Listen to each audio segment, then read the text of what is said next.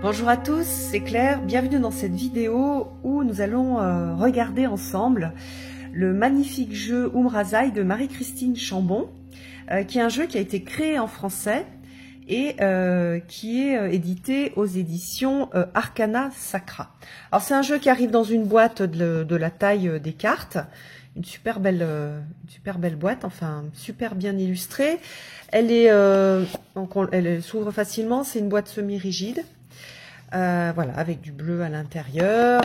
Derrière, on a une petite présentation du jeu avec quelques cartes.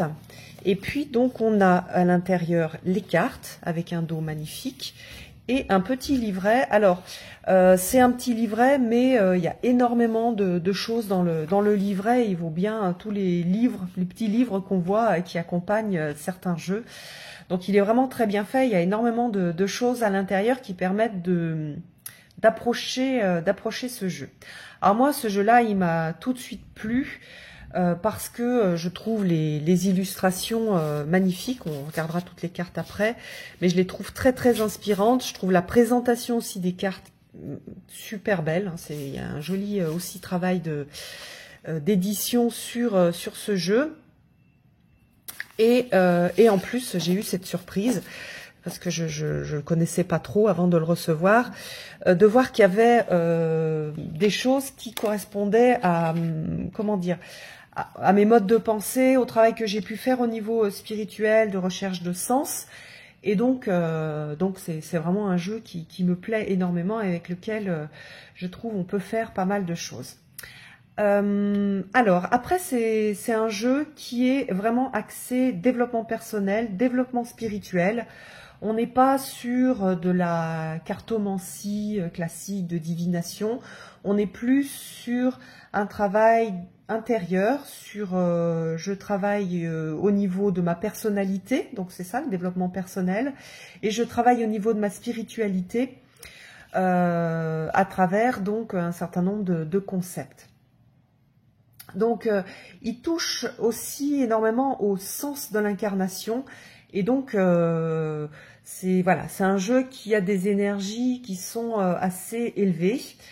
Le langage qui est utilisé, vous allez voir quand on regardera le livre, c'est un langage soutenu. Donc, on est sur quelque chose d'assez littéraire. Donc, pour certaines personnes qui ont moins l'habitude de manier des concepts ou des mots... enfin, c'est pas les mots, c'est plus une façon d'exprimer les choses. Vous allez peut-être être un petit peu déstabilisé par tout ce langage littéraire soutenu, mais je vais vous montrer qu'on peut aussi travailler avec le jeu en utilisant des mots-clés pour pouvoir commencer à rentrer en fait dans le monde du jeu. Il y a des petits trucs à trouver pour rentrer dans le monde du jeu, et après on va étendre sa compréhension et on va étendre l'utilisation du jeu. Voilà. Alors, ce jeu-là, pour ce jeu-là, il existe aussi un livre. Moi, j'ai pas le livre pour l'instant, donc je vais juste vous montrer le jeu et ce petit livret. Et il y a déjà beaucoup de choses à l'intérieur qui sont super intéressantes. Alors. Donc, dans le livret, on a le sommaire. Je vous laisse faire une pause si ça vous intéresse. Donc, c'est surtout voilà, une introduction, des tirages et puis la description des cartes. Hop. On a pas mal dans le jeu. On voit qu'elle a travaillé sur avec plein d'outils différents. Donc, on retrouve quelques outils d'alchimie, par exemple. On va retrouver les rayons, que moi j'ai beaucoup travaillé à partir des textes d'Alice Bailey. Donc il y a des choses qu'elle cite plus ou moins, parce que les rayons, elle en parle sans citer les sources. Et je trouve que c'est très joliment amené et de façon très intelligente. Donc voilà, je voulais la féliciter pour ça. Donc on a l'introduction, voilà, Umrazaï, un parcours, une aventure intérieure, la structure, l'architecture du jeu, avec voilà 76 cartes, 22 sets, donc ça c'est la répartition des cartes en famille. Il y a une proposition de rituel d'ouverture, On peut travailler avec 3 cartes. Donc ça, je vous recommande de le faire pour commencer un peu à vous connecter avec le jeu, si vous avez ce jeu-là. Voilà, le livre, un recueil de textes inspirés, contant la beauté des processus de guérison naturelle qui résident en chacun de nous. Voilà, puisque c'est en fait, Marie-Christine Chambon, c'est quelqu'un qui travaille depuis très longtemps dans la thérapie et dans l'accompagnement. C'est un tarot oracle, vous allez voir dans la structure, hein, on va retrouver ça. On a donc une organisation type tarot, où on va retrouver les 22 arcanes majeures qui sont divisés en aspects, on va dire, de l'arcane à chaque fois. Alors, donc là, il y a territoire intérieur, territoire extérieur, voilà, toute une présentation sur le principe qui soutient le jeu, le principe, l'esprit. Des tirages que je trouve très très intéressants, qui sont, donc vous allez voir, assez spirituels. On n'est pas à nouveau dans la divination. On va avoir par exemple ici, j'aime bien celui-là, celui de la triunité avec les 3 cartes. Donc mes atouts personnels, ce avec quoi j'arrive comme acquis dans cette incarnation. Donc là on est sur le corps. Mon initiation présente. Donc ce qui m'est offert de transcender ou de développer avec voilà, le lien avec l'âme, donc le travail de l'âme, le chemin de vie et l'aboutissement, donc ma complétude d'incarnation, ce que je suis en train d'acquérir, les atouts pour ma vie d'après qui vont se poser en moi et avec lequel je vais repartir. Donc là on a le lien avec l'esprit avec une majuscule. On a un tirage du serpent en 7 cartes avec donc 7 plans. On a un tirage en pyramide, on a un tirage de l'orange en 13 cartes, voilà, avec les 12 expressions de lettres, 12 plans de lettres. Donc vous voyez qu'on est plus sur l'incarnation, le sens de l'incarnation, le chemin de vie. C'est vraiment un jeu pour accompagner ce chemin de vie. Donc à travers, donc elle dit des processus de guérison, mais aussi des processus de sens, qui vont d'ailleurs dans le sens de la guérison, des processus de compréhension, de paix intérieure. Voilà, on a un tirage global en 4 cartes. Donc il y a pas mal de propositions et on n'est pas sur des tirages bateaux, on est sur enfin bateaux, c'est pas bateau, hein, des tirages classiques. On est sur des tirages qui sont adaptés au jeu et qui vont tout à fait avec l'esprit du jeu. Voilà, le processus Umrazai, les choix divins, les choix humains. Donc ça c'est pareil, c'est tout on a beaucoup de choses en fait pour introduire le jeu. Je vous conseille de le lire. Si vous n'êtes pas trop littéraire, vous pouvez ne pas lire le début et vous mettre à le lire après. Vous aurez peut-être envie de le lire quand vous aurez un petit peu travaillé avec les cartes. Voilà, association de lecture intuitive et guidée. Donc, on va travailler l'intuition à travers les cartes et peut-être le texte. Et puis, aller voir ce qu'elle a écrit pour chaque texte aussi, si on a envie d'avoir un complément. Alors, après, au niveau de l'explication des cartes. Donc, par exemple, ici, on va regarder les 3 cartes qui correspondent au battleur. Hop. Donc déjà, vous voyez moi je suis complètement amoureuse et complètement, attendez, on va les agrandir un peu, hop. Complètement séduite par ces illustrations. Elles sont, je les trouve puissantes, je les trouve incarnées et spirituelles en même temps. Donc on sent ces deux choses, c'est-à-dire la puissance de l'incarnation, de la matière, et la puissance de l'esprit, de l'élévation. Et en fait, vraiment, j'aime énormément.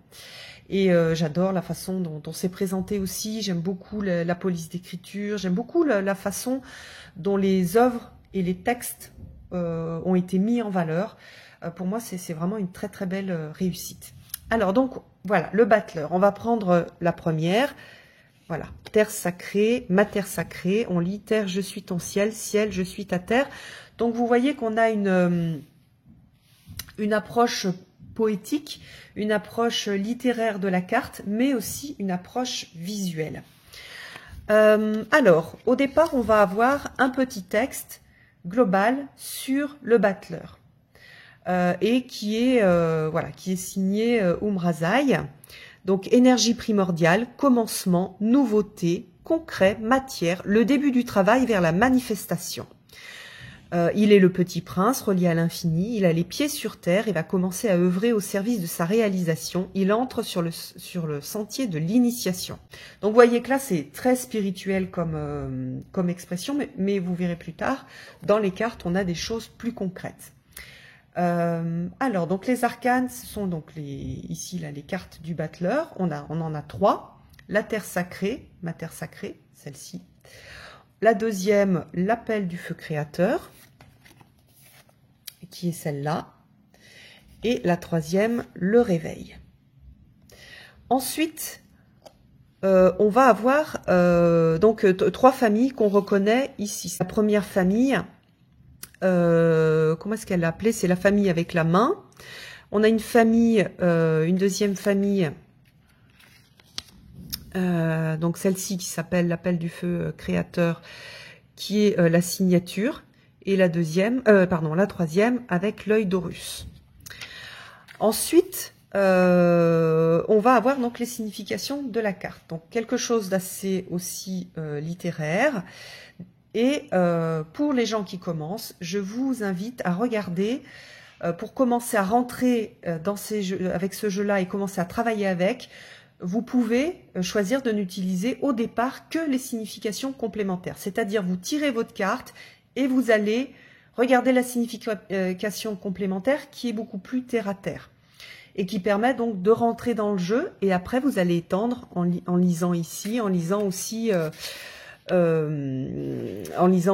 après donc le plus d'explications sur le texte. Mais pour rentrer plus facilement dans ce jeu-là, je vous invite à aller donc voir d'abord la signification complémentaire. Par exemple ici, votre terre vous appelle.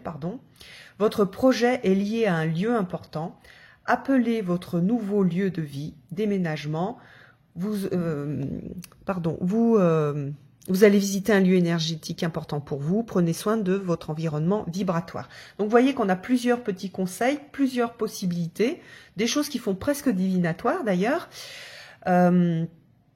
Donc, vous allez travailler avec ces premières significations complémentaires. Et puis, c'est un jeu qui va vous aider aussi à développer votre intuition. Vous allez prendre cette carte-là et vous allez regarder l'illustration, vous allez regarder le texte et vous allez voir ce qui monte, ce qui remonte. L'intuition, donc c'est toujours quand on est centré. Hein. L'intuition, elle vient pas quand on est balancé par les émotions. C'est quelque chose donc qui vient, qui permet de se connecter à sa sagesse intérieure. Donc on est tranquille, on est calme, on a fait peut-être une méditation avant, on tire cette carte, on regarde l'illustration, on lit le texte et on voit les mots, les sensations, les choses qui vont remonter. Et c'est là où on va avoir cette lecture intuitive. C'est aussi un jeu qui peut très bien être utilisé pour faire de la projection. Là, on va travailler non pas l'intuition, mais la projection dans l'image. Donc, je projette mon monde intérieur, je vais aller explorer mon inconscient. Je pose une question, je vois cette carte. Je suis dans l'émotion cette fois-ci, je laisse les émotions se tourner. Par exemple, qu'est-ce que je dois faire dans cette situation? Je suis complètement paniquée et je vois cette image. Alors par exemple, pour moi, qu'est-ce que je vois? Je vois, moi ça me fait penser à l'Afrique évidemment, et je vois quelqu'un qui est très ancré avec la terre, qui est très ancré avec l'essentiel. Qui est posée. Donc c'est une carte qui, juste en la regardant, va me faire remonter ce genre d'informations et même je vais me sentir bien en regardant cette carte. Par contre, je peux aussi voir le rouge du sang, le rouge de la bataille. Donc vous voyez, vous allez pouvoir faire tout ce travail-là en projection aussi. Donc voilà, plusieurs façons de faire. Je travaille avec mes émotions, avec tout ce qui est caché, mon ombre en fait, mon inconscient, et je fais remonter de l'inconscient. Pour ça, je peux rester donc dans un état émotionnel on va dire, fort, qu'il soit positif ou négatif, hein, peu importe. Donc je vais travailler avec ça, à partir de l'illustration et du texte aussi, hein. Le texte aussi peut faire remonter des choses, mais globalement les gens sont beaucoup plus visuels que, on va dire, que de travailler avec un texte, que conceptuel, où je me centre, je fais une méditation, je regarde la carte et je vois ce qui intuitivement arrive. Ou alors, après, je vais voir, si j'ai pas l'habitude de travailler avec des choses complexes au niveau de l'écrit, je vais lire la signification complémentaire et je vais me dire, bon, alors c'est peut-être un moment pour regarder chez moi, comment est-ce que c'est, mon environnement vibratoire, ça veut dire quoi? Ça veut dire en moi, de quoi je me nourris, quel genre je fréquente, qu'est-ce qui m'entoure en fait au niveau des vibrations, que ce soit des vibrations émotionnelles, que ce soit même chez moi. Est-ce que je vais rajouter peut-être des pierres? Est-ce que je vais ranger? Est-ce que je vais faire le ménage? Est-ce que voilà, il y a toutes ces questions qui peuvent venir. Ou alors j'ai cette idée de déménagement, d'aller dans un lieu, ou alors d'aller dans un lieu énergétique important pour vous, dans une terre sacrée. Ça peut être aller dans les bois, hein, c'est pas forcément aller dans un temple en Égypte. Voilà, donc vous avez des petites des choses simples dans les significations complémentaires à utiliser au départ. Et après, si je commence à bien connaître le jeu ou si j'ai envie de me laisser toucher parce que c'est vraiment très bien écrit, ça serait dommage de ne pas aller jusqu'au bout. Mais à nouveau, pour commencer, c'est bien de commencer avec des choses simples. Je vais lire ce texte-là pour me laisser imprégner de ce comment dire, de l'énergie de la carte. Et ça peut m'aider aussi à faire popper mon intuition, des choses intuitives. Je sais que dans le livre, parce qu'elle donne quelques exemples, zut, je retrouve pas, voilà. Dans le livre, elle donne plein d'exemples de travail, entre autres, il y a de l'art-thérapie, par exemple. Et donc, si vous avez envie de vraiment faire un travail plus fouillé avec les cartes, vous pouvez aussi prendre le livre. Là, il y a un exemple. Voilà. De travail avec la carte pour faire ce travail d'art-thérapie. Si vous faites ça, moi, ce que je vous invite à faire, si vous avez le livre et que vous avez envie de travailler avec les propositions, c'est de le faire en groupe, de le faire par exemple avec un ami ou une amie, de le faire avec un compagnon, parce que c'est beaucoup plus, c'est plus motivant, c'est plus facile, et puis c'est chouette en fait comme type de partage. Donc voilà, c'était le petit mot sur le livre. Et donc on va avoir ça pour chaque carte. Donc ça, ce sont donc les arcanes majeures.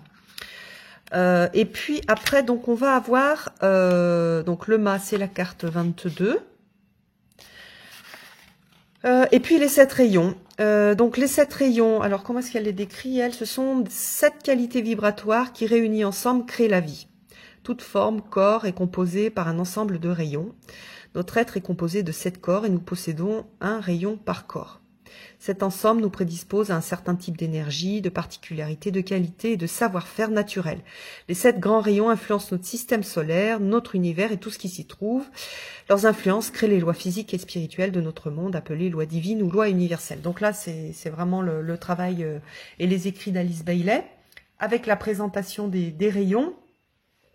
Donc je trouve que elle a bien résumé, c'est bien, elle n'est pas trop rentrée dans quelque chose de trop ésotérique. Ah, mais elle l'a mis selon les écrits d'Alice Bailey. Bah, j'avais même pas vu.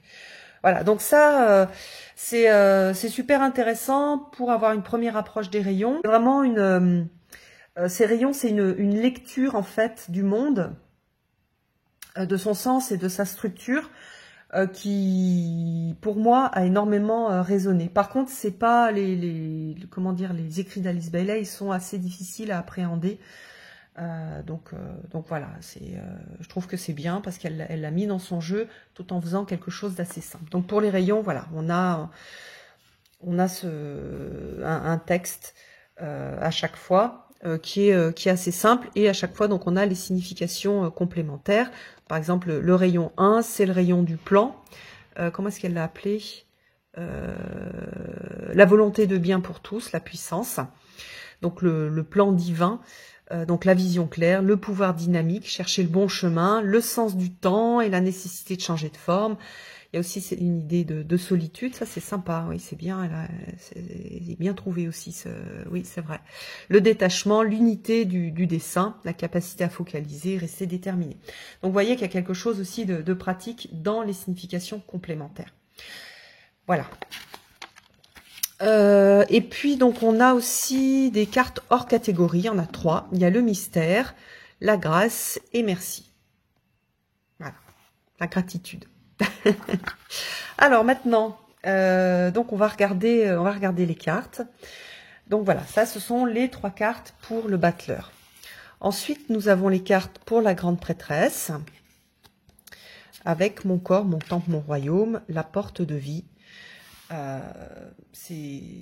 Moi je suis complètement presque sans voix pour décrire ces cartes. Elles sont magnifiques. On a des traditions, donc vous voyez ici on a Isis, donc plutôt l'Égypte.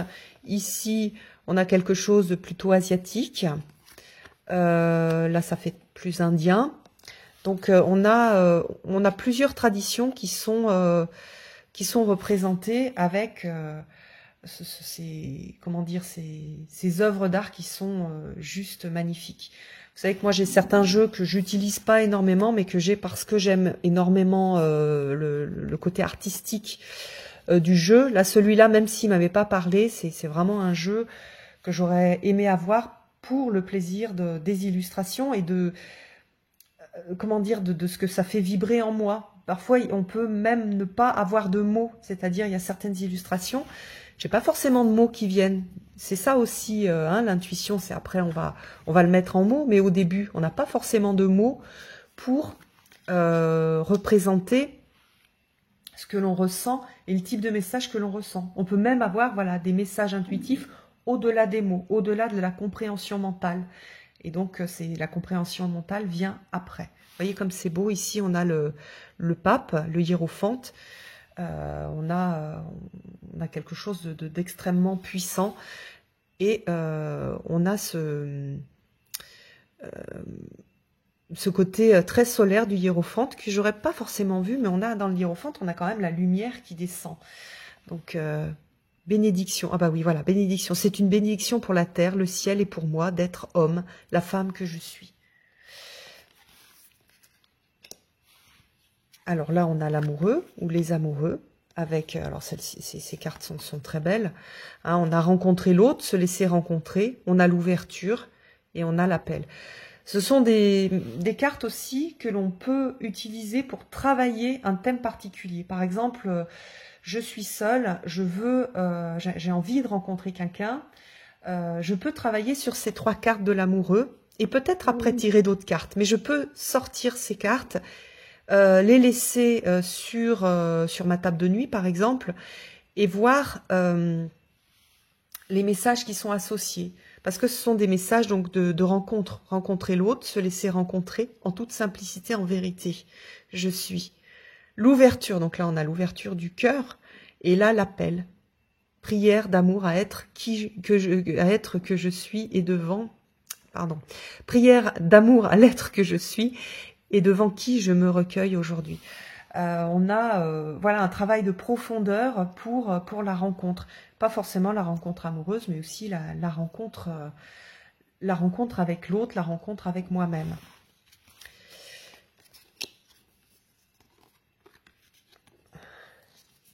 Alors, je ne vais pas détailler à chaque fois, mais vous voyez qu'ici, on a à nouveau l'Égypte. Là, on a quelque chose qui fait plus... moi, ça me fait plus penser à Avalon. Voilà, territoire intérieur. Vous avez vu qu'on a soit des choses plutôt figuratives, soit des choses un peu abstraites. Moi, j'aime énormément l'abstrait. Je travaille beaucoup avec l'abstrait. Et les gens qui ont envie de développer leur intuition, je vous invite aussi à travailler avec de l'abstrait parce que dans l'abstrait, on peut commencer à voir des choses, on peut commencer à voir des images, on peut avoir des sensations liées aux couleurs et aux formes, sans que ce soit complètement guidé par exemple, par un personnage. Magnifique, l'alliance. être à sa juste place. Donc là, on a cette idée de justice et les 3 principes divins. Voilà, donc là, on a cette justice qui est déclinée en 3 cartes. Entrevoir la vérité, l'alchimiste, et retrouver vos mémoires d'initiés. Magnifique, j'adore ces 3 cartes. Alors on a aussi la présentation des chiffres romains de certains tarots de Marseille que j'aime bien, parce que à l'intérieur on a cette idée de progression. C'est pas 10 moins 1, c'est 5 plus 4, le 9. Donc c'est pas une erreur. Le 10, la résilience, la blessure originelle, le saut quantique et l'évolution, les révolutions. Donc là, la roue de fortune, l'entrée en matière, l'entrée en lumière, l'alchimie sacrée, la félicité. C'est beau, elle est belle cette carte. Regardez comme elle est belle. La traversée, le saboteur, l'allié, c'est intéressant. Prière pour un monde. On a des couleurs assez chaudes en fait, hein. C'est super intéressant aussi. Oui, c'est pour ça que je dis que c'est un jeu qui est assez ancré dans la matière et l'incarnation, parce qu'on a cette chaleur des illustrations, des couleurs. Vous voyez qu'ici on a Anubis, avec certainement, non, Anubis, c'est pas Osiris, hein, c'est Anubis qui va accompagner dans son travail de psychopompe, qui va accompagner donc le mort, donc le passage. Donc là on a cette mort, mais qui est vraiment représentée de façon très différente. Alors le 14 avec la guérison, j'aime beaucoup, la magie. Vous voyez qu'il y a des jeux de mots qu'on retrouve dans l'alchimie. On le retrouve aussi dans ces livres, hein, on retrouve le type de jeu de mots qu'on peut avoir dans les textes alchimiques. Alors le diable, vous voyez qu'on a l'extase, les lieux sacrés et la danse de la vie. Donc ce lien au diable avec plutôt ici par exemple la vie. Alors l'orage magnétique, ça c'est la tour, laissez passer la lumière, et oui. Quand on casse la tour, on laisse passer la lumière. Et puis, on a cette idée d'initiation. Donc, on voit bien les 3 aspects de la tour. Ensuite, on va avoir une série de cartes. Donc, l'étoile, la lune et le soleil. Où là, on va avoir 4 cartes. Donc, ça va être l'arcane va être divisé en 4 aspects. Hop. Donc, ici, donc on a l'étoile qui est magnifique. Tout est magnifique, j'adore. Regardez comme elle est belle celle-ci. Elles sont toutes incroyables. Ensuite, on va avoir le soleil. Donc là, on a donc l'étoile, pardon, la lune. On va avoir la lune donc avec le principe féminin, la naissance, sans se cacher, encore un jeu de mots, célébrer les cycles, donc là on reconnaît bien l'énergie de la lune, l'énergie du soleil avec le principe masculin, la fraternité, le couple divin et être enseigné par l'amour, puisque le soleil il est porteur du rayon 2, qui est le rayon d'amour sagesse. Ensuite on va avoir donc à nouveau 4 cartes pour la carte du jugement. Donc suprême alchimie de l'être, universelle la terre, être dans le regard de Dieu et la porte de l'amour. Là on reconnaît l'illustration de la boîte. Ensuite on a la carte du monde. Alors là on va avoir... attendez, je vais enlever les autres. On va avoir plus de cartes.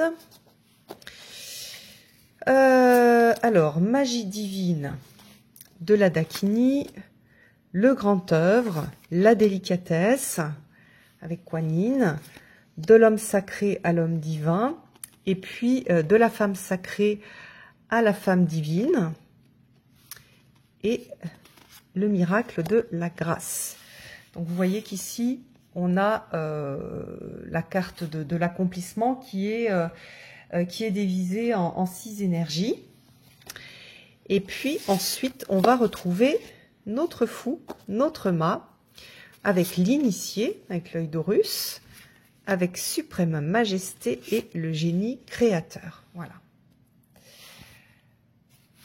Ensuite, donc ça, on a terminé maintenant donc les arcanes majeurs. On va regarder les cartes qui sont complémentaires, avec donc ces 7 cartes qui représentent, alors j'ai un petit peu, hop, voilà, qui représentent donc les énergies des rayons. Alors, la volonté de bien pour tous. Donc là, on a des œuvres qui sont des œuvres abstraites.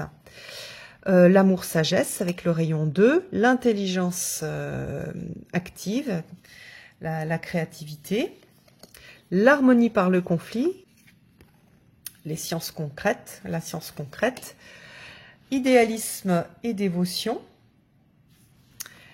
la magie cérémonielle.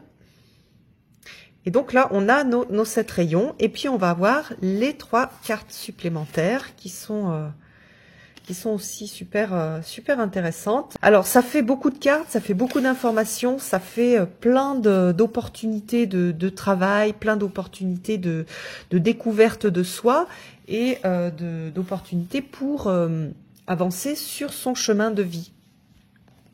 À nouveau, si ce jeu vous plaît au niveau esthétique, et à mon avis, il plaira à beaucoup de gens parce que il a quelque chose de... il est beau au niveau des œuvres d'art, et en plus il est parlant, je trouve qu'il résonne naturellement avec, on va dire, avec l'âme. Je vous conseille au départ, si vous n'avez pas l'habitude de lire des choses qui sont très... parce qu'il y a beaucoup quand même de concepts derrière, vous prenez un fluo et vous mettez au fluo les significations complémentaires. Vous commencez à travailler comme ça, et en intuitif, en regardant qu'est-ce que la carte vous raconte quand vous la voyez, comment vous vous sentez au niveau émotionnel. C'est-à-dire, 1, je me pose une première question, qu'est-ce que je vois? 2, comment est-ce que je me sens? Et comme ça, à chaque fois, pour les cartes. Vous allez voir, vous allez développer petit à petit une sensibilité, et lorsque vous allez lire les textes, vous allez mieux les comprendre, ça va être beaucoup plus facile. Voilà, donc je suis vraiment super contente de vous avoir présenté ce jeu, parce que pour moi, il est unique, et il a une énergie qui est juste incroyable. Et du coup, c'est vraiment une très très belle réussite, et un bel apport de Marie-Christine Chambon dans ce domaine des cartes, et des cartes pour développement personnel et spirituel. Voilà, donc j'adore ce jeu, et j'espère que je vous ai un petit peu transmis cet amour pour ce jeu-là. Je vous embrasse tous, et je vous donne rendez-vous pour une prochaine vidéo. À bientôt!